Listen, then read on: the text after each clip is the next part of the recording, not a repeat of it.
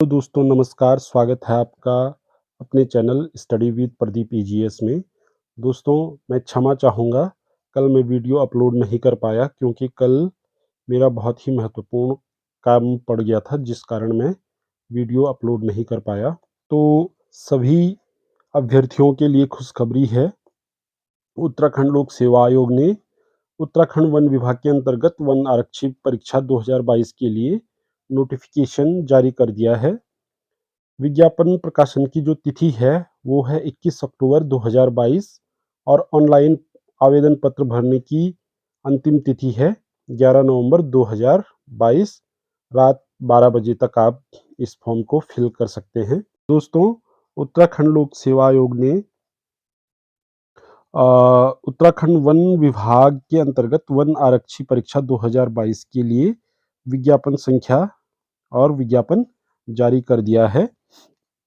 दोस्तों उत्तराखंड लोक सेवा आयोग द्वारा समूह गौ के वन विभाग के अंतर्गत वन आरक्षी फॉरेस्ट गार्ड परीक्षा 2022 के रिक्त पदों पर ऑनलाइन आवेदन पत्र आमंत्रित किए हैं। विज्ञापन प्रकाशन की तिथि है 21 अक्टूबर 2022 और ऑनलाइन आवेदन पत्र भरने की अंतिम तिथि है 11 नवंबर 2022। आप रात्रि 12 बजे तक ये फॉर्म भर सकते हैं और शीघ्र आवेदन करें, अंतिम तिथि का इंतज़ार न करें क्योंकि लास्ट डेट पे सर्वर बिजी हो जाता है और फिर आवेदन भरने से कई अभ्यर्थी चूक जाते हैं। तो ऐसी गलती आप कदापि ना करें। आप लोग विज्ञापन को अच्छे से पढ़ लें और मैं विज्ञापन के लिए आयोग का जो लिंक है वो भी डिस्क्रिप्शन में दे दूंगा और आप मेरी टेलीग्राम चैनल से भी पीडीएफ डाउनलोड कर सकते हैं। ये विज्ञापन में आयोग द्वारा कुछ महत्वपूर्ण जानकारियाँ शेयर की गई हैं जिसमें पहला पॉइंट है अभ्यर्थी अपने ऊर्ध्वाधर एवं क्षैतिज आरक्षण से संबंधित धारित सभी श्रेणी उप श्रेणी का अंकन ऑनलाइन आवेदन पत्र में अवश्य करें। और उसके बाद जो बिंदु संख्या 2 है, अभ्यर्थी यह सुनिश्चित कर लें कि ऑनलाइन आवेदन पत्र भरने की अंतिम तिथि अर्थात दिनांक 11 नवंबर 2022 तक विज्ञापन में वर्णित अनिवार्य शैक्षिक अर्हता एवं अन्य अर्हताएं अवश्य धारित करते हों। इसका आप विशेष ध्यान रखें। कई बार अभ्यर्थी ऐसी गलती कर देते हैं जैसे अभ्यर्थी की शैक्षिक अर्हता के संबंध में परीक्षा परिणाम घोषित होने की तिथि जो रिजल्ट डिक्लेरेशन डेट होती है वह मानी जाएगी जो अंक पत्र निर्गत होने की तिथि जो मार्कशीट इश्यूइंग डेट हो वो अतः अभ्यर्थी यह सुनिश्चित कर लें कि ऑनलाइन आवेदन पत्र के शैक्षिक अर्हता क्वालिफिकेशन डिटेल्स के विवरण में रिजल्ट डिक्लेरेशन डेट के कॉलम में संबंधित शैक्षिक अर्हता के अंक पत्र निर्गत होने की तिथि मार्कशीट इश्यूइंग डेट का अंकन हो। इस प्रकार विज्ञापन में ये बिंदु दिए गए हैं तो आप इनको ध्यान से पढ़िएगा। उसके बाद ये एक महत्वपूर्ण बिंदु है, बिंदु संख्या 7 अभ्यर्थियों को महत्वपूर्ण सूचनाएं ईमेल और एसएमएस के माध्यम से प्रेषित की जाएंगी। जैसे परीक्षा तिथि, जो आपका एडमिट कार्ड होगा वो सभी आपको ईमेल और एसएमएस के माध्यम से भेजे जाएंगे। इसलिए अभ्यर्थी स्वयं का मोबाइल नंबर व ईमेल आईडी आवेदन पत्र में भरें। अभ्यर्थी आवेदन पत्र का प्रिंट आउट भविष्य में आयोग से किए जाने वाले पत्राचार व अन्य आवश्यक प्रयोग साक्ष्य हेतु अपने पास सुरक्षित रखें। आयोग ने इस विज्ञप्ति के बारे में जारी की है। उसके बाद है जो आयोग की जो वेबसाइट है, नई वेबसाइट आयोग ने जारी की थी बीच में, तो ये है www.psc.uk.gov.in पर प्रसारित की जाएंगी। आयोग इस जो ये भर्ती प्रक्रिया चल रही है इसके संबंध में जो भी डिटेल होंगी वो इस वेबसाइट पे जारी की जाएंगी। विज्ञापन के बिंदु संख्या 2 में रिक्तियों का विवरण दिया गया है जिसमें वन आरक्षी के रिक्त पदों की जो कुल संख्या दी गई है वो है 894। इतने पदों के लिए विज्ञापन जारी किया गया है। दोस्तों, पदों का विवरण, जो ऊर्ध्वाधर श्रेणी की रिक्तियां हैं वो इस प्रकार से हैं। अनुसूचित जाति एससी के लिए जो कुल पोस्टें हैं वो हैं 164। अनुसूचित जनजाति के लिए हैं 37 पोस्टें। अन्य पिछड़ा वर्ग के लिए हैं 126 पोस्टें। आर्थिक रूप से कमजोर वर्ग ईडब्ल्यूएस जिसे हम कहते हैं, उनके लिए 94 पोस्टें हैं। और अनारक्षित श्रेणी के जो पद हैं उनके लिए जो पदों की संख्या है वो है 473। तो इस प्रकार कुल पदों की संख्या हो गई 894। इसी प्रकार जो क्षैतिज श्रेणी की जो रिक्तियां हैं, क्षैतिज श्रेणी में जो हॉरिजेंटल रिजर्वेशन है उसके अनुसार उत्तराखंड के जो डीएफएफएफ यानी स्वतंत्रता संग्राम सेनानी के जो आश्रित हैं उनके लिए हैं 18 पद। उत्तराखंड के जो पूर्व सैनिक हैं उनके लिए हैं 45 पद। उत्तराखंड के जो अनाथ बच्चे हैं उनके लिए हैं 24 पद। और जो महिलाएं हैं उनके लिए आरक्षित हैं 268। जो बिंदु संख्या 3 है बहुत ही महत्वपूर्ण है दोस्तों। इसमें पद का जो स्वरूप, शैक्षिक अर्हता, अधिमानी अर्हता, शारीरिक योग्यता का विवरण दिया गया है। जो कुल पदों की संख्या है वो है 894। पद का जो स्वरूप है समूह ग अराजपत्रित स्थायी और अंशदायी पेंशन युक्त एनपीएस जिसको हम कहते हैं। वेतनमान है इसका लेवल 3। और शैक्षिक अर्हता हो गई इसकी भारत में विधि द्वारा स्थापित बोर्ड, परिषद या उत्तराखंड राज्य स्थित मान्यता प्राप्त विद्यालय से इंटरमीडिएट अथवा समकक्ष स्तर की परीक्षा उत्तीर्ण होनी चाहिए। अधिमानी अर्हता में प्रादेशिक सेना में कम से कम 2 वर्ष की सेवा की हो और एनसीसी नेशनल कैडेट कोर का बी प्रमाण पत्र या सी प्रमाण पत्र उसने धारित किया हो। उसके बाद है शारीरिक अर्हता।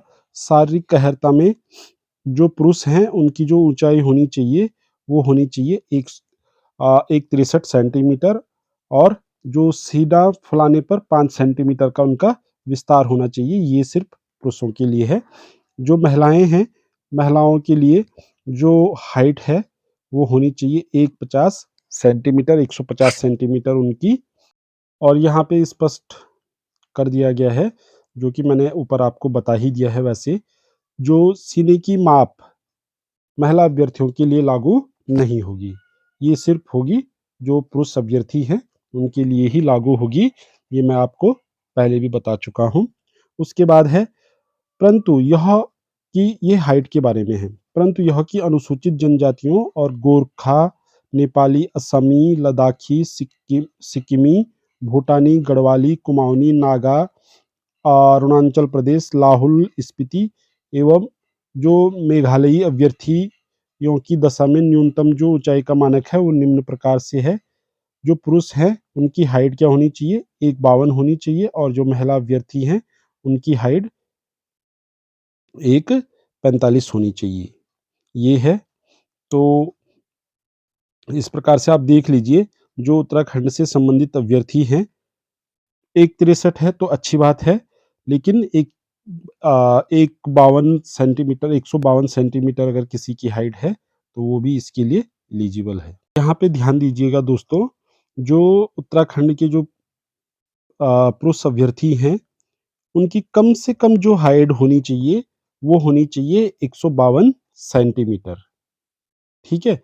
और जो महिला अभ्यर्थी हैं उनकी जो कम से कम हाइट होनी चाहिए वो होनी चाहिए 145 सेंटीमीटर। उसके बाद शारीरिक दक्षता में देखते हैं। जो शारीरिक दक्षता है, शारीरिक दक्षता के लिए जो पुरुष के मामले में 25 किलोमीटर की दौड़ अधिकतम 4 घंटे देय होंगे। ठीक है, पुरुषों के लिए भी और महिलाओं के लिए।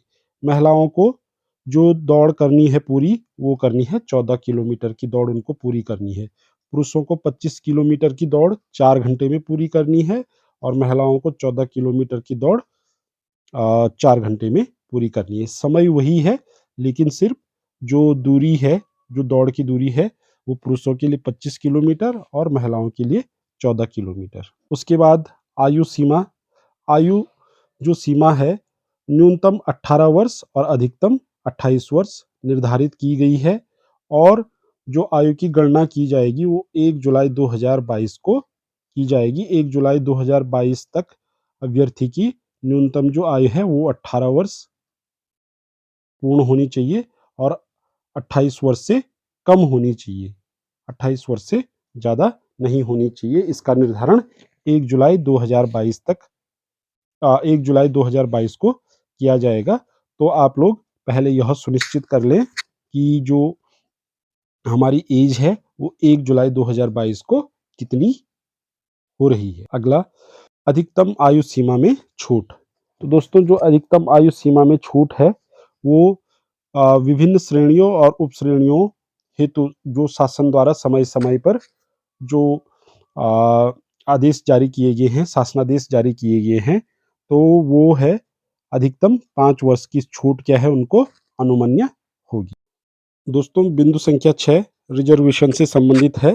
तो उत्तराखंड राज्य की अनुसूचित जातियों, अनुसूचित जनजातियों, अन्य पिछड़ा वर्ग, आर्थिक रूप से कमजोर ईडब्ल्यूएस वर्ग, अनाथ अभ्यर्थियों के लिए आरक्षण भर्ती के समय प्रवृत्त सरकारी जो आदेशों के अनुसार प्रदान किया जाएगा। यदि अभ्यर्थी एक से अधिक उप श्रेणी में आरक्षण का दावा करता है तो वह केवल एक उप श्रेणी जो उसके लिए अधिक लाभदायक होगी का लाभ पाने का पात्र होगा।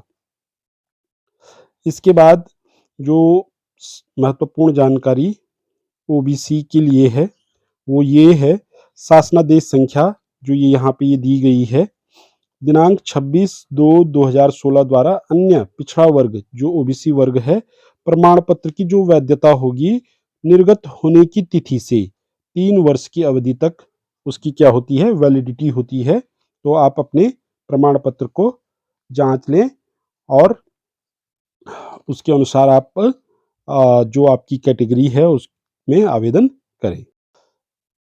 उसके बाद आपको बिंदु संख्या में अनिवार्य वांछनीय अर्हता के बारे में बताया गया है, आप विज्ञापन में इसको देख सकते हैं। साथ ही जो राष्ट्रीयता है, राष्ट्रीयता के बारे में आप जो लोग पहले काफ़ी समय से फॉर्म भर रहे हैं उनको पता होगा ही कि वह भारत का नागरिक होना चाहिए। ठीक है। तिब्बती शरणार्थी हो जो भारत में स्थायी निवास के अभिप्राय से 1 जनवरी 1962 से पूर्व भारत आया हो। इस प्रकार से आप इसको पढ़ लें। उसके बाद जो चरित्र है, चरित्र सेवा में किसी पद पर सीधी भर्ती के लिए अभ्यर्थी का चरित्र ऐसा होना चाहिए जिससे कि वह सरकारी सेवा की नौकरी के लिए सर्वथा उपयुक्त हो। उसके बाद जो वैवाहिक परिस्थिति है, सेवा में किसी पद पर नियुक्ति के लिए ऐसा पुरुष अभ्यर्थी पात्र न होगा जिसकी एक से अधिक पत्नियां जीवित हो अथवा उसने ऐसी स्त्री से विवाह किया हो जिसका पहले से जीवित पति हो, एवं ऐसी महिला अभ्यर्थी पात्र न होगी जिसके एक से अधिक पति जीवित हो। ऐसे पुरुष से विवाह किया हो जिसकी पहले से ही जीवित पत्नी हो। उसके बाद दोस्तों, ऑनलाइन आवेदन पत्र भरने के लिए जो प्रक्रिया है वो दी गई है, तो आप इसको देख सकते हैं अगर आप लोग स्वयं ही अपना आवेदन पत्र भरते हैं। उसके बाद अभ्यर्थियों के लिखित परीक्षा से संबंधित महत्वपूर्ण निर्देश हैं, तो इनको भी आप लोग पढ़ लीजिएगा। बिंदु संख्या 17 को आप ध्यान से पढ़िएगा और समझिएगा।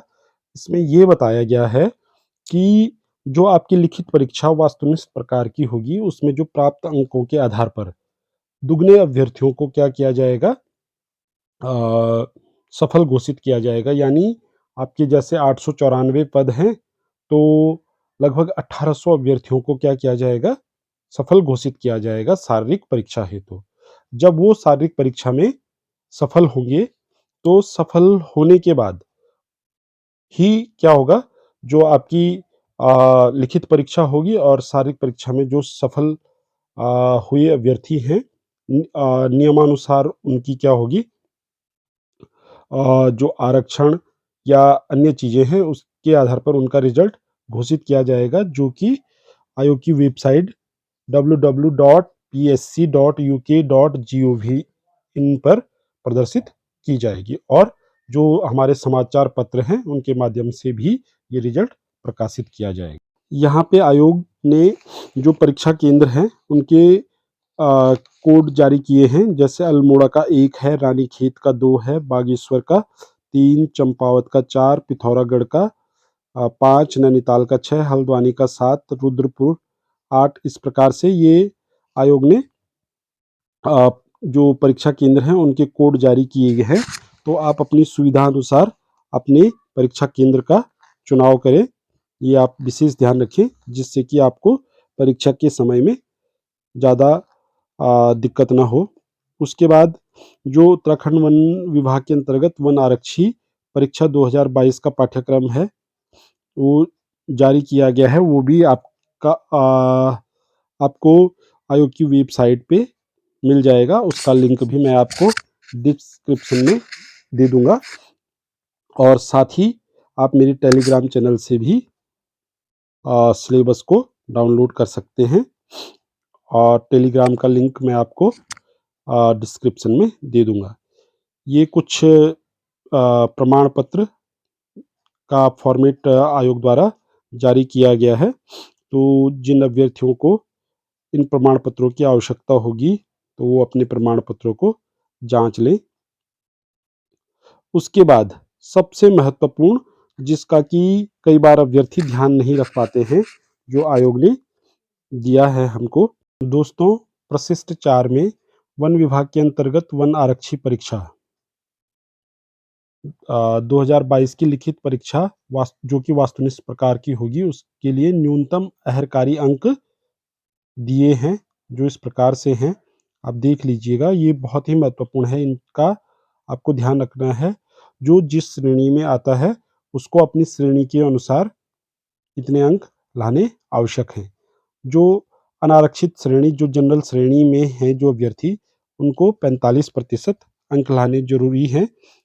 जो पेपर है वो 100 नंबर का है, तो उस हिसाब से कम न्यूनतम जो उनके अंक होने चाहिए वो 45 अंक होने चाहिए। जो ओबीसी हैं, ओबीसी को 40% अंक लाने अनिवार्य हैं, यानी 40 नंबर कम से कम उनको लाने हैं। जो अनुसूचित जाति और अनुसूचित जनजाति के अभ्यर्थी हैं, उनको 35% अंक लाने आवश्यक हैं, न्यूनतम 35%। और जो आर्थिक रूप से कमजोर वर्ग के अभ्यर्थी हैं, ईडब्ल्यूएस, उनको 40% अंक लाने अनिवार्य हैं, नहीं तो वो जो मेरिट सूची होगी उसमें नहीं आ पाएंगे और वो असफल घोषित हो जाएंगे। तो आपको ये न्यूनतम अंक अवश्य प्राप्त करने हैं, और उसके बाद जो अधिकतम अंक होंगे उसके हिसाब से आयोग की मेरिट बनेगी, और उसके हिसाब से आप लोगों का रिजल्ट जारी होगा। दोस्तों, आयोग द्वारा वन विभाग के अंतर्गत वन आरक्षी पद पर चयन हेतु लिखित परीक्षा, जो कि वास्तुनिष्ठ प्रकार की होगी, उसके लिए पाठ्यक्रम जारी किया है। दोस्तों, जो सामान्य हिंदी है, सामान्य हिंदी के जो प्रश्नों की संख्या होगी वो होगी 20 और 20 अंक का। यहाँ पे ध्यान देने योग्य बात ये है कि जो पेपर होगा वो 100 नंबर का होगा, और जो प्रत्येक प्रश्न होगा वो क्या होगा, 1 नंबर का होगा। तो आपको ये ध्यान रखना है। तो सामान्य हिंदी से आएंगे 20 प्रश्न, जो कि 20 अंक के होंगे, और सामान्य ज्ञान और सामान्य अध्ययन के जो प्रश्नों की संख्या होगी वो होगी 40 और 40 अंक का होगा। उसी प्रकार से जो तीसरा खंड होगा इसका, उत्तराखंड से संबंधित विविध जानकारियां इसमें सम्मिलित होंगी, और इससे संबंधित आएंगी 40 प्रश्न, जो कि 40 अंक के होंगे, और प्रश्नों की जो कुल संख्या होगी वो होगी 100, और जो अंकों की या अधिकतम जो अंक होंगे वो भी होंगे 100, यानी एक प्रश्न 1 अंक का होने वाला है। उसके बाद नीचे सिलेबस दिया गया है, तो आप क्या आयोग की वेबसाइट से भी, और उसका लिंक मैं आपको डिस्क्रिप्शन में दे दूंगा, तो आप वहां से इसको डाउनलोड कर सकते हैं, और मेरे टेलीग्राम चैनल से भी आप क्या ये पीडीएफ डाउनलोड कर सकते हैं, जिसका लिंक मैं आपको अ, डिस्क्रिप्शन में दे दूँगा। दोस्तों, आपको वीडियो अच्छी लगी हो तो लाइक, शेयर और कमेंट्स ज़रूर करें, और साथ ही अगर आप मेरे चैनल पर पहली बार आए हों तो सब्सक्राइब ज़रूर करें। धन्यवाद।